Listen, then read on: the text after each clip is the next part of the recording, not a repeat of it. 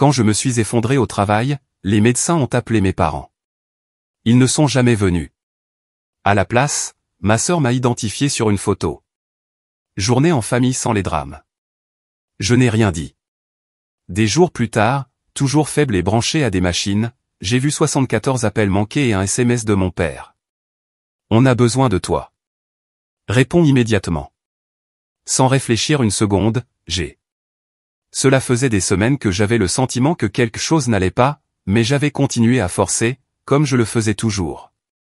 Ce n'était pas la première fois que j'ignorais les signaux, maux de tête, vertige, cette oppression occasionnelle dans la poitrine. Parce que la vérité, c'est que je ne pensais pas pouvoir me permettre de ralentir.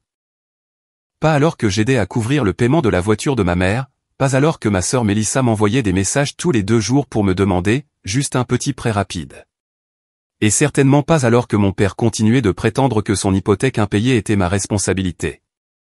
C'est ça que les gens ne comprennent pas. Ils voient les publications de la famille parfaite sur les réseaux sociaux et pensent que tout va bien. Ils ne savent pas ce que c'est que de grandir en étant le seul fils dans une maison où l'on est toujours le personnage de second plan. Mes sœurs, Mélissa et Paige, pouvaient détruire une voiture et, d'une manière ou d'une autre, finir par être félicitées pour avoir appris quelque chose de précieux.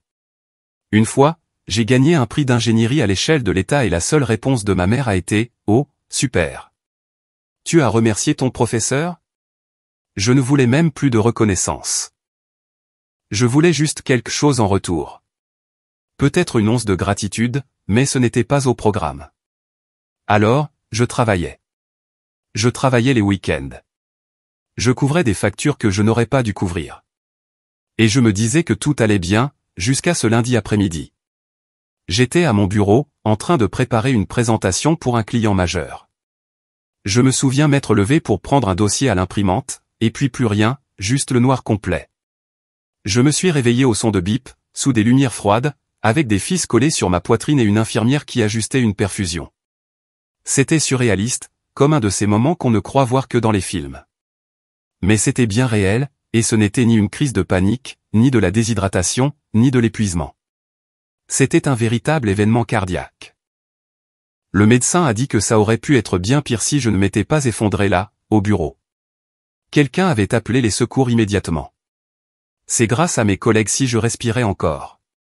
Le personnel de l'hôpital était incroyable, gentil, professionnel. Et quand ils ont réalisé que personne n'était à mon chevet des heures plus tard, ils m'ont dit qu'ils avaient déjà contacté mes contacts d'urgence, mes parents. J'ai attendu. J'ai attendu pendant 2 jours. Rien. Pas de SMS, pas de visite, pas d'appel. Puis, le 3e jour, je me suis réveillé d'une sieste et j'ai regardé mon téléphone, pensant que le réseau avait peut-être été coupé. Il n'y avait qu'une seule notification, une identification sur Instagram. Elle venait de Mélissa. Une photo d'elle, de Paige et de nos parents, tout sourire, assis autour d'une table de pique-nique au bord du lac. Ma mère avait même préparé ces fameuses mimosas. La légende m'a frappé plus durement que mon malaise. Journée en famille sans les drames. Et oui, ils m'avaient identifié, comme si j'étais une sorte de blague entre eux, comme si je n'étais pas à moitié mort dans un lit d'hôpital pendant qu'ils riaient autour d'une salade de pommes de terre. Je n'ai pas répondu. J'ai fixé l'écran jusqu'à ce qu'il s'éteigne. Quelque chose s'est brisé en moi ce jour-là. Pas de manière bruyante et colérique, mais d'une façon silencieuse et définitive. Comme une porte qui se ferme sans aucune intention de se rouvrir un jour. J'ai continué à me rétablir lentement. Les médecins surveillaient mon cœur et faisaient des tests. Je parlais à peine, sauf si j'y étais obligé. Et toujours, pas un seul mot de ma famille. Jusqu'à 4 jours plus tard. Je me suis réveillé avec 74 appels manqués et un SMS de mon père. On a besoin de toi. Réponds immédiatement. Aucune excuse. Pas de « comment vas-tu ?» Juste ces mots. Je ne sais pas à quoi je m'attendais, mais je n'ai même pas hésité. Je me suis redressé, toujours faible, toujours branché aux machines, et sans réfléchir une seconde, j'ai rappelé. Mais pas eux. J'ai appelé quelqu'un d'autre. J'ai fixé le SMS de mon père pendant peut-être une minute entière. On a besoin de toi. Réponds immédiatement.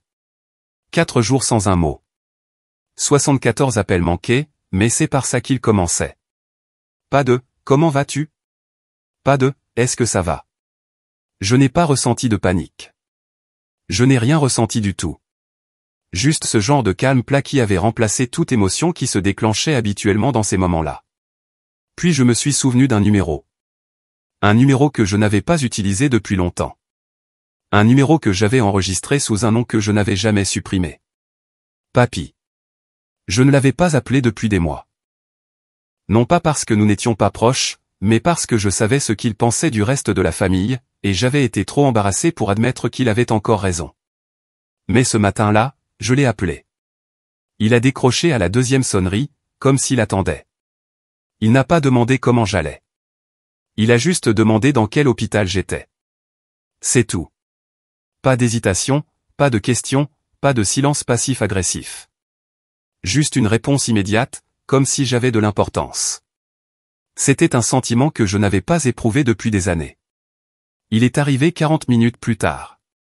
D'une manière ou d'une autre, il était exactement le même. Le même vieux coupe-vent. La même montre qu'il portait depuis que j'étais enfant. Le même air sur son visage, comme si plus rien ne le surprenait, mais qu'il était toujours prêt. Il est entré, s'est assis, m'a regardé et a dit, « Alors, ils ont fini par t'avoir toi aussi, hein ?» Je n'ai même pas demandé comment il savait. J'ai juste hoché la tête. Il est resté avec moi toute la journée, a parlé à mon infirmière, a posé de vraies questions, a discrètement payé un des examens que mon assurance avait refusé sans en faire toute une histoire. Puis il a sorti une tablette et a commencé à m'aider à trier le désastre que j'avais laissé en pilote automatique. Nous avons tout passé en revue. Mon nom figurait sur 5 contrats de prêts différents, 3 cartes de crédit, 2 factures de service public, une police d'assurance auto pour un véhicule que je ne conduisais même pas. Tout était si ancré dans ma routine que je n'avais même pas réalisé à quel point la situation était devenue grave. Chaque fois qu'il traversait une mauvaise passe, j'intervenais, discrètement, automatiquement, parce que je pensais que c'était ça, la famille. Réparer les brèches sans rien attendre en retour. Mais le problème, c'est qu'il s'attendait à ce que je le fasse. Et quand je ne le faisais pas, ou ne pouvais pas, je devenais le problème. Le drame. Je commençais à réaliser qu'il ne s'était pas seulement appuyé sur moi. Il m'avait traversé. Je n'étais même plus une personne pour eux. J'étais une soupape de sécurité, un distributeur de billets, un échec familial sur lequel ils pouvaient compter, mais seulement tant que je ne leur rappelais pas ce qu'ils me devaient en retour. Papy m'a aidé à dresser une liste, chaque compte, chaque connexion. Puis nous avons commencé à tout couper, un par un. J'ai annulé le virement automatique vers le compte courant de Mélissa. Elle disait toujours qu'elle joignait à peine les deux bouts, mais elle avait pris l'avion pour Miami 3 fois cette année et l'avait publié à chaque fois. Elle pouvait maintenant gérer ses propres factures. Le dépôt de garantie pour le loyer de Pege, supprimé. L'assurance auto de ma mère, elle pouvait appeler le fournisseur elle-même. J'ai retiré les informations de ma carte et changé le mot de passe. Et le prêt que j'avais co-signé pour Mélissa, celui qu'elle avait commodément cessé de mentionner depuis des mois, je l'ai signalé, j'ai déposé une déclaration de fraude. Non pas parce que je voulais la ruiner, mais parce que je n'avais jamais accepté d'être son plan de secours pour toujours. J'en avais fini de signer des papiers pour des gens qui ne se présenteraient pas pour moi sur un lit d'hôpital. Papy ne disait pas grand-chose, mais de temps en temps, il laissait échapper un petit soupir, comme s'il était à la fois déçu et peu surpris.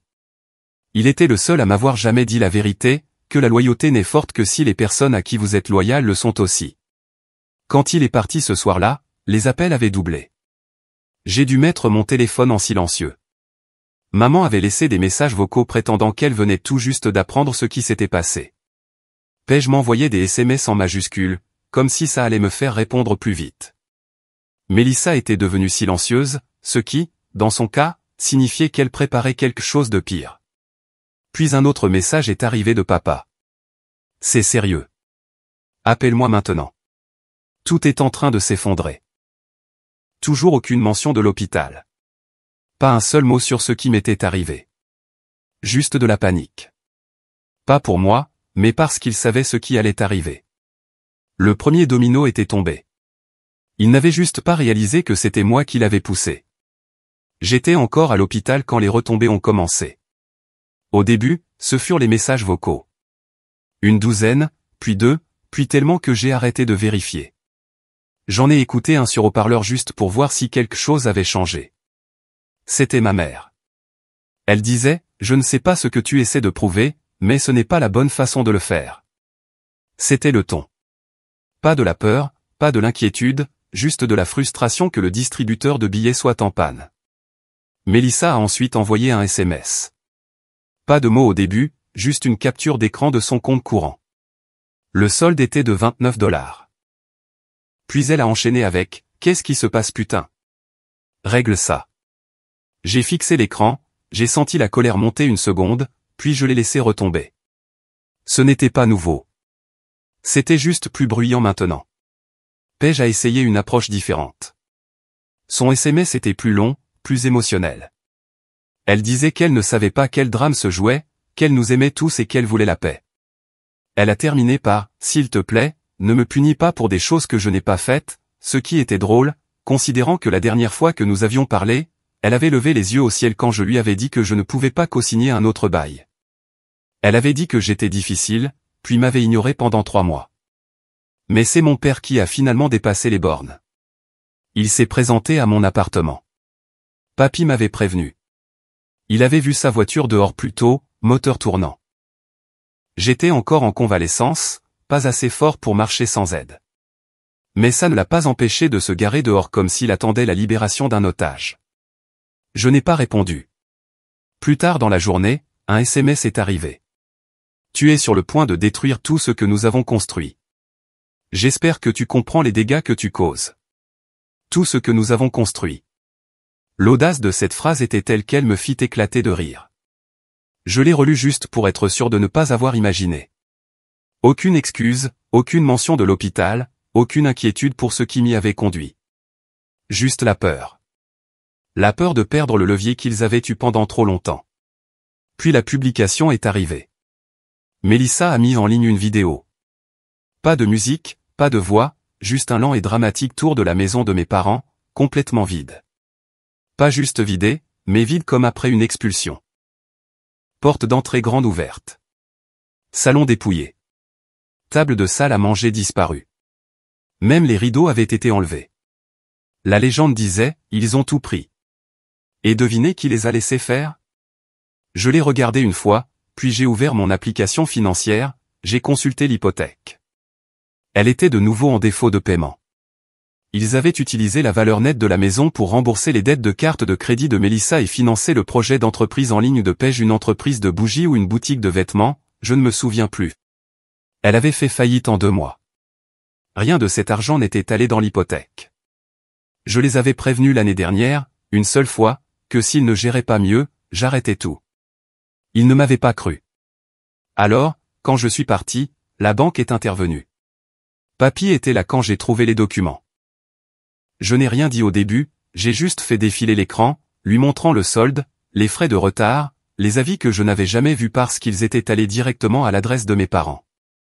Il a hoché la tête une fois. Puis il a passé quelques appels. Un à son avocat, un autre à un vieil ami spécialisé en planification successorale. Puis finalement à son comptable, dont j'ignorais l'existence jusqu'à ce jour. Ce que j'ai appris ensuite a tout clarifié. Ma famille ne s'était pas seulement appuyée sur moi. Ils avaient aussi discrètement tourné autour de mon grand-père, surtout après sa retraite.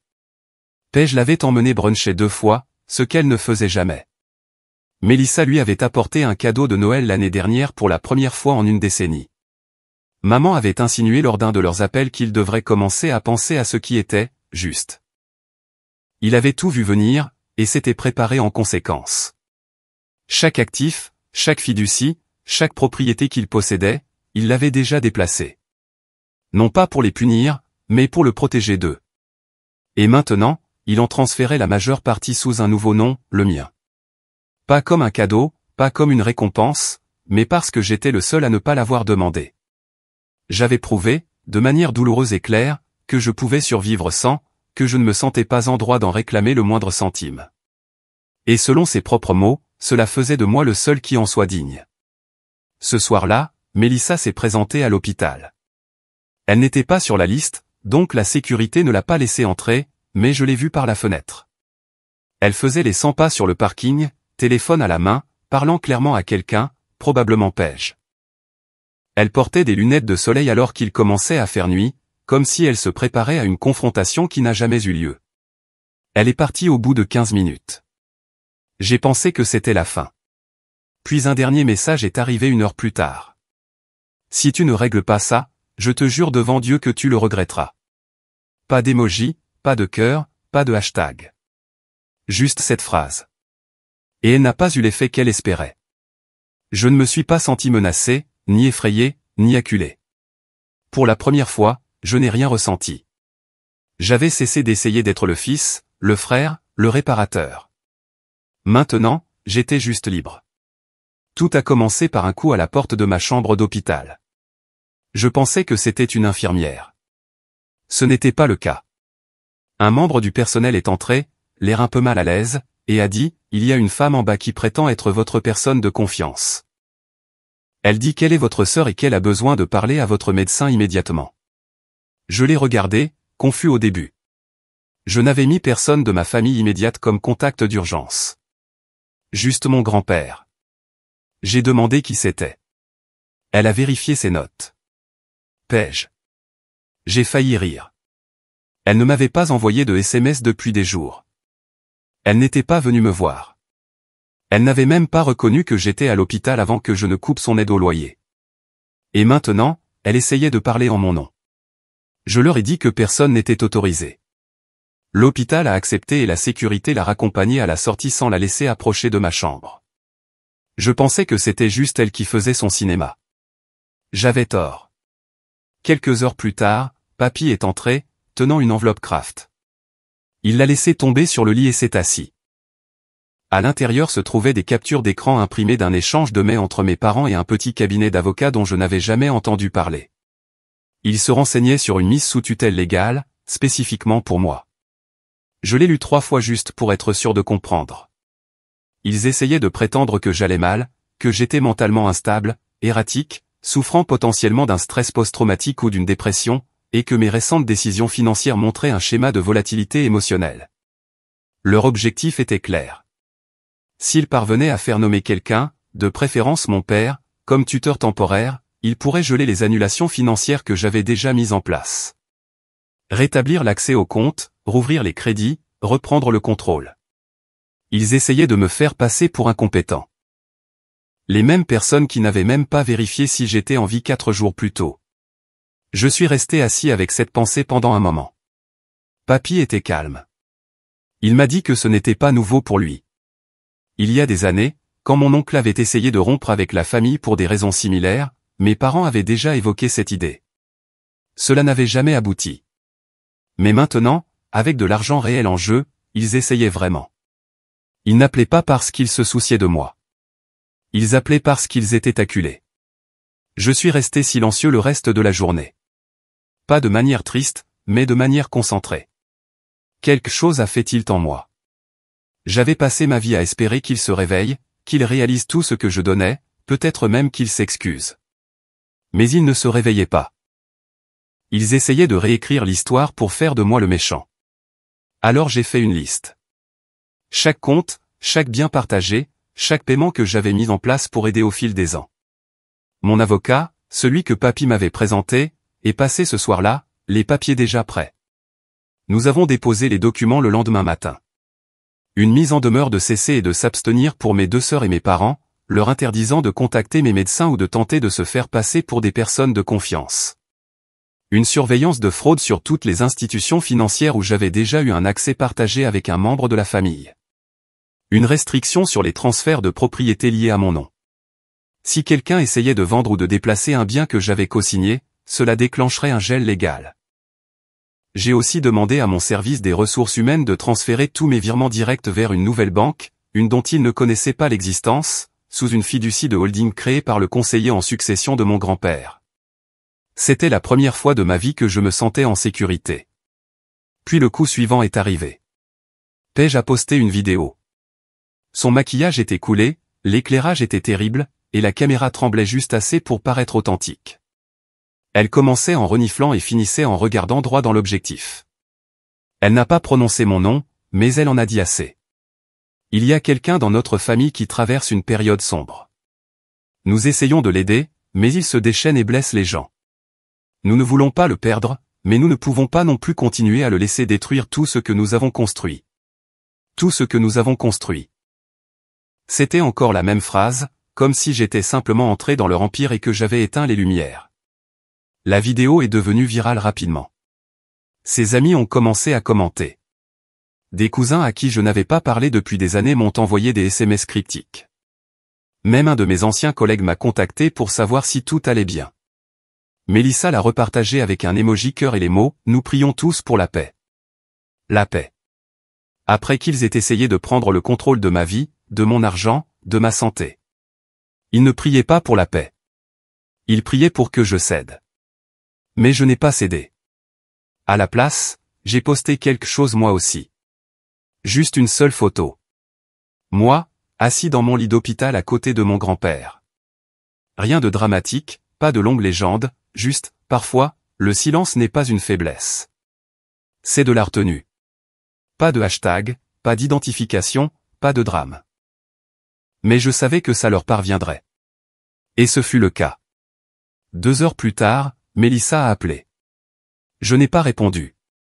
Elle a rappelé, puis Paige, puis ma mère. Tous des appels manqués. Puis un dernier SMS de mon père est arrivé. Nous ne voulions pas en arriver là. Tu nous forces à faire des choses que nous n'avons jamais voulu faire. Il n'avait toujours pas compris. Il pensait toujours être aux commandes. Mais il n'avait aucune idée de ce qui allait suivre. La lettre est arrivée 2 jours plus tard, remise en main propre à l'hôpital, scellée dans une enveloppe blanche immaculée. Je l'ai ouverte en pensant que peut-être, il tendait la main avec quelque chose d'humain. C'était un document juridique. Un avis d'intention de demander une mise sous tutelle d'urgence à mon encontre. Je l'ai lu 2 fois avant de dire quoi que ce soit. Il prétendait que j'étais mentalement inapte à gérer mes propres finances, que mon comportement erratique récent, c'est-à-dire le fait de leur couper les vivres, était la preuve que je perdais pied. La lettre citait une détresse émotionnelle, une incapacité à respecter mes obligations et des inquiétudes de la part de la famille immédiate concernant ma stabilité mentale suite à un événement cardiaque. Ils essayaient de tout prendre, officiellement. J'ai appelé mon avocat sur le champ. Il n'était pas surpris. Il a dit que ce n'était pas rare dans les familles compliquées, surtout quand quelqu'un brise le cycle de la dépendance. Il m'a expliqué qu'ils espéraient déposer une requête d'urgence avant que je puisse comparaître au tribunal. S'il s'y prenait bien et que je manquais le délai pour répondre, un juge pourrait l'accorder temporairement. Ce qu'il ne savait pas, c'est que Papy et son équipe juridique avaient déjà agi. Nous avions déposé une réponse préventive avec des déclarations notariées de mes médecins confirmant que j'étais mentalement stable et en pleine possession de mes moyens décisionnels. Nous avions soumis des preuves de revenus, des registres de communication et une lettre de mon employeur attestant que j'avais volontairement pris un congé et que j'étais toujours activement employé.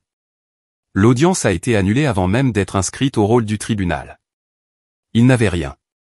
Leur avocat s'est retiré discrètement, réalisant probablement qu'on lui avait servi une histoire de famille larmoyante et ne voulant pas des retombées professionnelles. Mais cela n'a pas arrêté la campagne de dénigrement. J'ai commencé à recevoir des SMS étranges de vieilles connaissances. Une fille avec qui j'étais sorti il y a des années m'a envoyé un message disant qu'elle était désolée d'apprendre que j'avais des difficultés. Un ancien collègue m'a envoyé un email pour me demander si j'avais besoin d'un coup de main pour me remettre sur pied. C'est là que j'ai réalisé qu'ils essayaient autre chose maintenant. Changer le récit, transformer mon hospitalisation en dépression, dépeindre mon silence comme la preuve que j'avais perdu la tête, et se présenter comme les seuls à essayer d'aider. Et ça aurait pu marcher, si ce n'était leur manière si maladroite de s'y prendre. Mélissa ne pouvait pas tenir sa langue. Paige ne pouvait pas résister à l'attention. Elle a posté une autre vidéo. Cette fois, c'était une production complète, éclairage émotionnel, musique de piano en fond, filtre doux. Elle parlait de la façon dont la maladie mentale ne ressemble pas toujours à ce qu'on pense, de la façon dont certaines blessures sont invisibles, et de son désir de retrouver son frère. Elle n'a jamais dit mon nom, mais ce n'était pas nécessaire. Ses abonnés ont immédiatement compris. La section des commentaires était pleine de sympathie. Des messages comme « Tu es si forte. Je prie pour ta famille. Il a de la chance de t'avoir. » Puis un commentaire a tout changé. Quelqu'un a posté une capture d'écran de l'ancienne légende de Mélissa, Journée en famille sans les drames, avec, côte à côte, la vidéo de Paige en larmes. La légende disait, alors, où était toute cette inquiétude quand il était réellement à l'hôpital? Ça a explosé. Les commentaires se sont retournés. La sympathie s'est transformée en indignation. Les gens ont commencé à fouiller dans les anciennes publications de Mélissa, dans les comptes professionnels de Paige, dans l'ancien travail public de mon père. Ce qu'ils ont trouvé n'était pas joli. Mélissa m'avait identifié dans cette publication de la journée en famille pendant que j'étais aux soins intensifs. Paige avait tweeté 2 ans plus tôt sur les « profiteurs qui simulent des traumatismes ». Ma mère avait posté une photo d'un dîner d'anniversaire juste un jour après que les médecins l'aient contacté au sujet de mon malaise.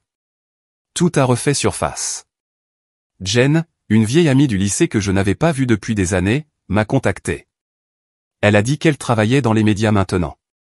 Elle se souvenait de la situation avec ma famille à l'époque, de la façon dont cela avait toujours semblé étrange, même quand nous étions adolescents. Elle a dit qu'Internet ne laisserait les mensonges aller que jusqu'à un certain point.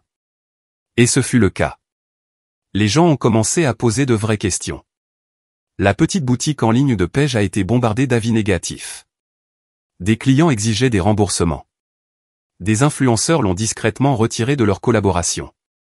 Les sponsorings de Mélissa ont disparu en quelques jours. Une marque avec laquelle elle avait travaillé s'est désabonnée d'elle après l'avoir identifiée dans un message d'excuse. Même le lieu de travail de mon père a été impliqué. Un de ses clients avait vu les fils de discussion viraux et en avait parlé lors d'une réunion. Il s'est mis sur la défensive. Les RH ont été informés. À la fin de la semaine, il a été mis en congé. Puis ils l'ont licencié complètement. Tout ce qu'ils avaient construit sur le dos des mensonges et du sentiment de droit s'effondrait sous leurs yeux. C'est à ce moment-là que ma mère a finalement rompu son silence. Elle a envoyé un seul SMS. « S'il te plaît, pouvons-nous parler ?» Pas de culpabilisation, pas de défense, juste ces 5 mots. Je l'ai fixé pendant un long moment. Je n'ai pas ressenti de satisfaction. Pas vraiment. Ce que j'ai ressenti, c'était de la distance, comme si les mots venaient de quelqu'un que j'avais connu dans une vie qui n'existait plus. Je n'ai pas répondu. À la place, j'ai ouvert mon application de notes, j'ai commencé à lister les choses que je devais encore couper, annuler et fermer. Ils étaient finalement allés trop loin. Pas seulement avec moi, mais avec l'histoire qu'ils essayaient de vendre à tout le monde. Et ils ne comprenaient toujours pas la seule vérité qu'ils n'avaient jamais pris la peine de considérer. Je n'étais pas en colère. J'en avais juste fini. Je pensais qu'ils abandonneraient après l'échec de la tentative de mise sous tutelle.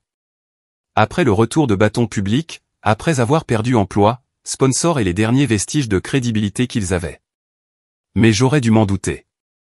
Les gens égoïstes ne se rendent pas. Ils s'adaptent. Je venais de sortir de l'hôpital, encore faible, mais capable de marcher seul. Papy est venu me chercher, m'a tendu une boisson et m'a dit que nous allions chez lui pour quelques jours. Ça me convenait. Je ne voulais pas retourner à mon appartement. Il semblait encore trop proche d'eux. Nous étions à mi-chemin de sa maison quand mon téléphone a vibré. C'était un numéro inconnu. Tu devrais vraiment passer à la maison. Nous devons parler de toute urgence. C'était Paige. Je l'ai supprimé sans répondre. Puis, 2 heures plus tard, Jen m'a appelé. Sa voix était vive, urgente. Elle m'a dit de regarder sur Facebook. Ils avaient posté quelque chose.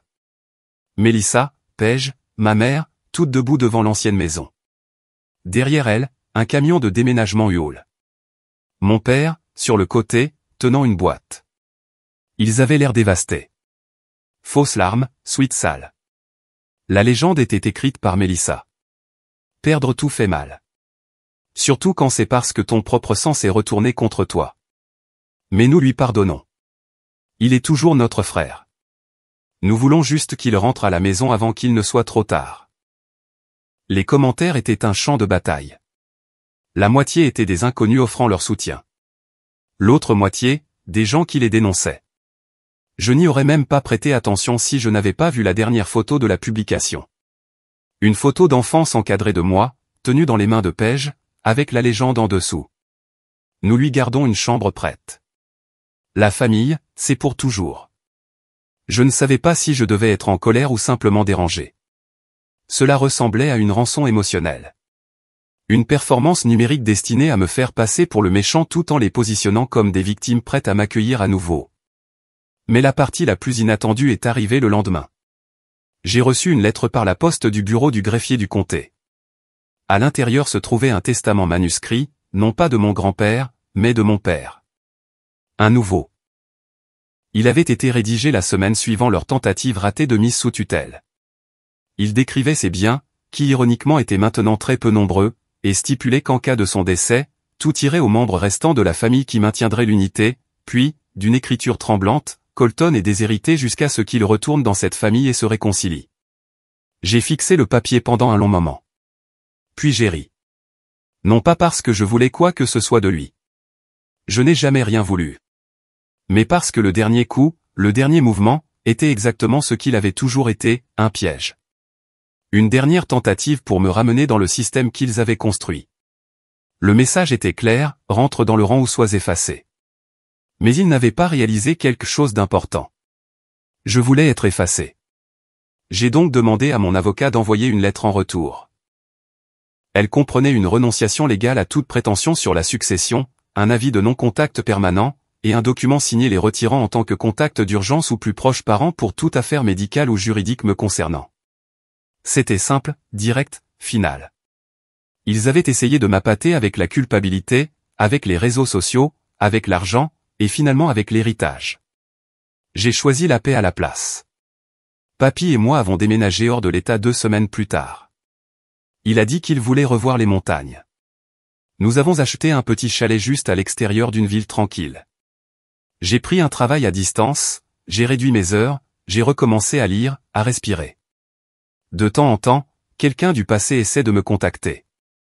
Un cousin, un ancien voisin, quelqu'un se demandant ce qui s'est réellement passé. Je n'explique jamais. Parce que les gens comme Mélissa, Paige et mes parents sont doués pour raconter des histoires. Des histoires où ce sont toujours eux les blessés, toujours eux les trahis, toujours eux les abandonnés par quelqu'un de cruel et de perturbé. Laissez-les avoir leur histoire. Moi, j'ai la vérité et la paix. Et la paix vaut mieux que d'être aimé par des gens qui ne vous aiment que lorsque vous êtes utile.